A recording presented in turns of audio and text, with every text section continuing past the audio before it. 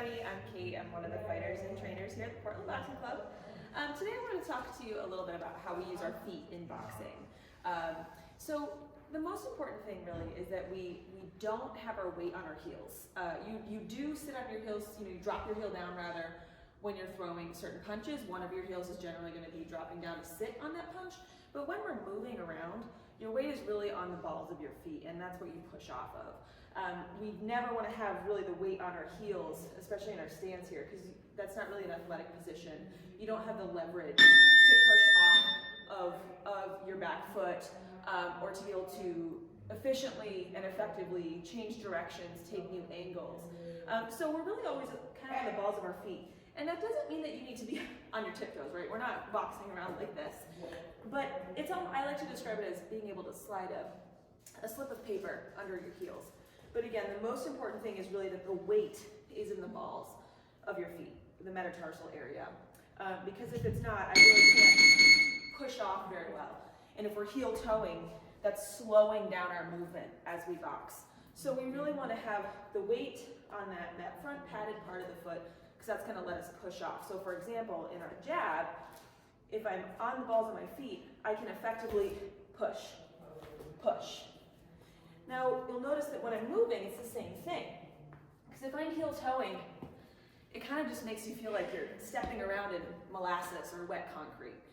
You want to be able to quickly take new angles and move around the ring within a fraction of a second. You never know what your opponent's going to come at you with, and you need to be able to react quickly. So we don't want to use that heel, which is sort of a stopping point. For example, if you've ever been roller skating, you'll notice the brake is on the back. The brake is on the heel. So we're not going to use that brake. We're going to stay on the balls of our feet. That's also going to come into play when you want to start taking angles and pivoting. So boxing shoes really do help out with this. It's easier, and boxing shoes are designed for this grip and pivot motion. So they are really helpful if you're training to have a pair of boxing shoes. And when I pivot, my front foot is going to be that anchor point. It's almost like it's stuck in a wad of gum. So I can pivot around. That's going to be the part that stays on the ground. So if I'm taking this angle, I want to pivot over to my right. That front foot's going to be the anchor foot. I'm going to pivot just like that. Show it from a slightly different point of view. Again, that front foot is the one that's going to take the weight as I pivot.